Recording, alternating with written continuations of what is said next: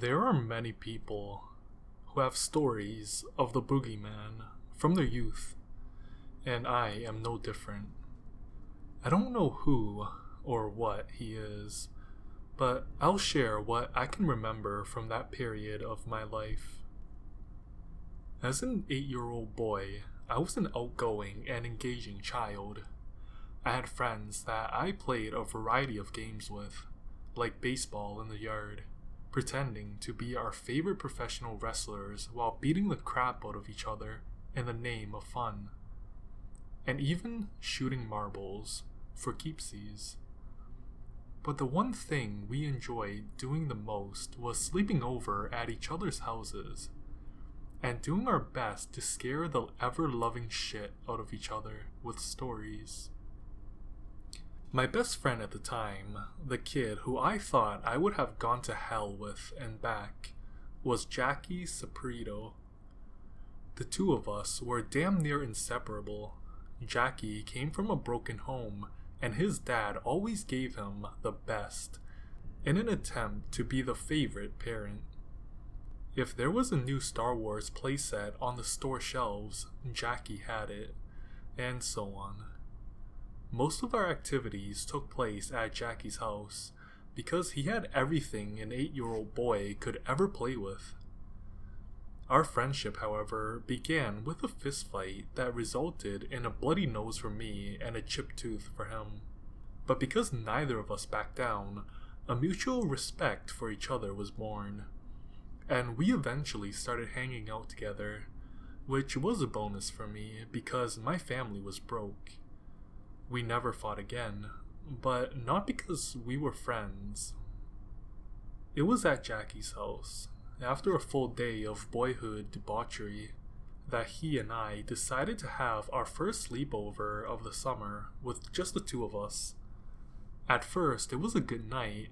We began with his mom ordering pizza, and then we made ice cream sundaes, followed by a couple of horror movies.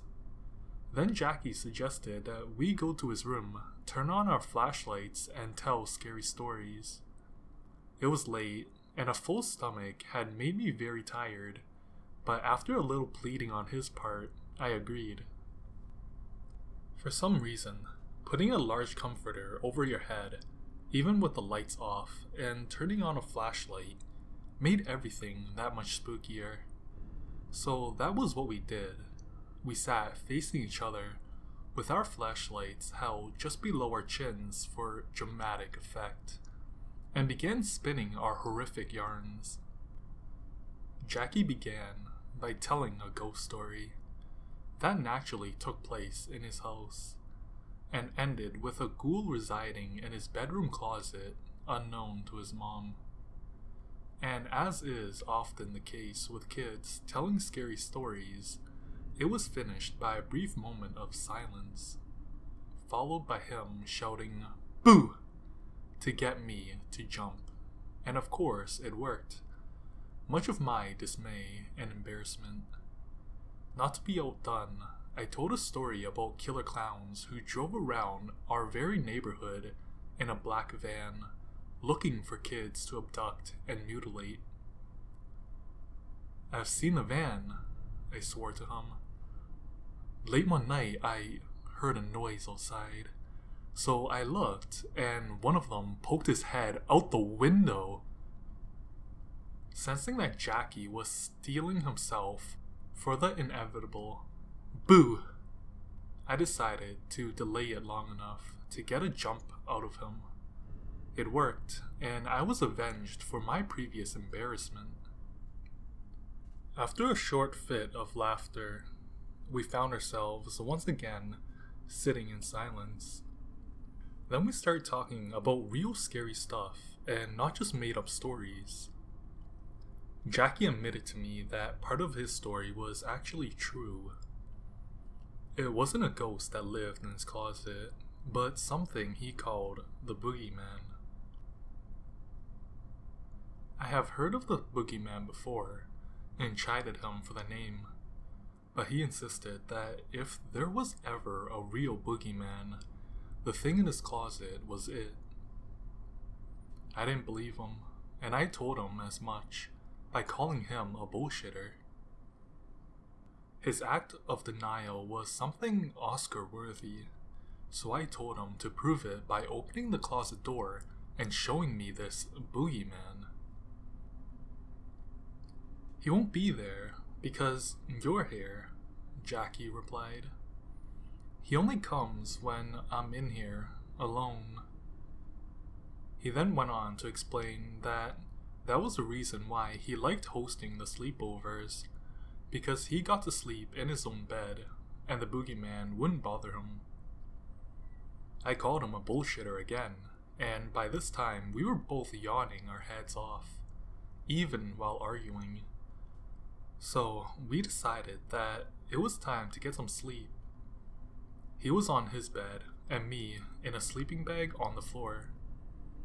The sound of Jackie moving toward the door, presumably to go to a bathroom, woke me up.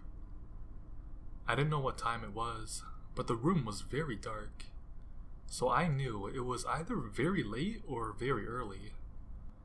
I tried to go back to sleep, but I could hear Jackie talking as he shuffled through the room.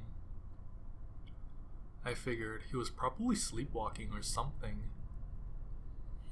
"But you promised me that you'd take me," Jackie said. "It's not fair." Was he talking to his mother? I rolled over and peered into the darkness of the room. "Jackie, who are you talking to?" "No! I brought him like you asked," Jackie growled. "We had a deal."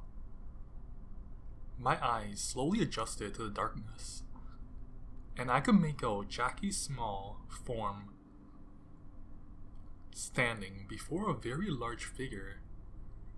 I rubbed my eyes to clear the sleep from them, and the large figure appeared to be gesturing, but I couldn't discern any words.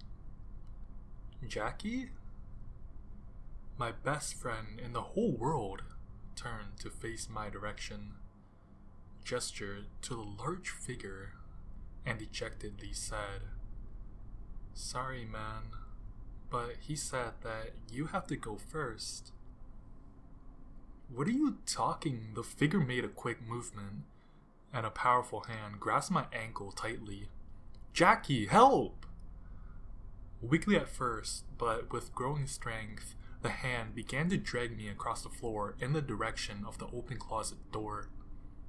As I flailed my arms, seeking anything that I could latch onto and use as an anchor. Before long, I found the leg of Jackie's bed and clung with all my might. Jackie, who had been standing silently by, watching the altercation, finally shouted, "No!" and rushed toward my hand. A wave of thankfulness washed over me as my friend firmly clutched my wrist to assist in my resistance. A moment later, to my horror, he was attempting to pry my fingers from around the leg of his bed. "You have to go first," he hissed, as he clawed at my hands. "I can't go with him until you do."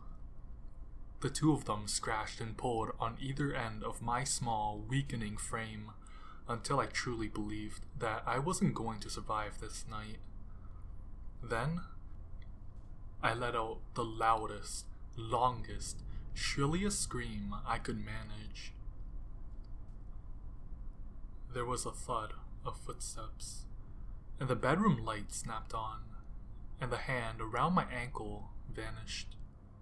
Jackie was still clawing at my hands, demanding that I let go. "John Francis Sapirdo," Jackie's mom shouted, her disheveled hair looking more like a lion's mane than the finely coiffed vision that I was used to seeing. "Get your hands off of him right this minute!" When Jackie didn't stop, she lunged at him and pulled him off me with a kind of Herculean strength that only a mother can manifest. Despite her initial success, it took the rest of her power to restrain her son from going after me again. "Get up and go call your mother," she commanded me, while still wrestling with Jackie. She's going to have to come get you. I did as I was told and fled the room as quickly as I could, my bloodied hands streaking the walls as I ricocheted down the hallway toward the phone in the kitchen. By the time my mother finally got there, Jackie had been locked in the bathroom and his mother apologized in every way she could. There was a ton of, I don't know what got into him, and he's never done anything like this before. While Jackie thrashed against the door, demanding that they return me to him. Strangely enough, my parents never really asked me for my version of the events that had occurred that night, even though I attempted to tell them on several occasions throughout the year. Jackie's mom had apparently explained it to their satisfaction by saying that his blood sugar was low, and these types of outbursts run in her family when the condition is untreated.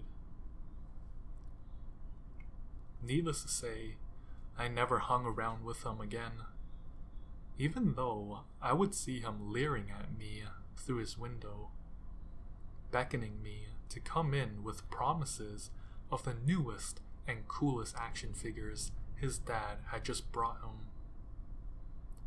I just shook my head and said to myself, sometimes the boogeyman is real.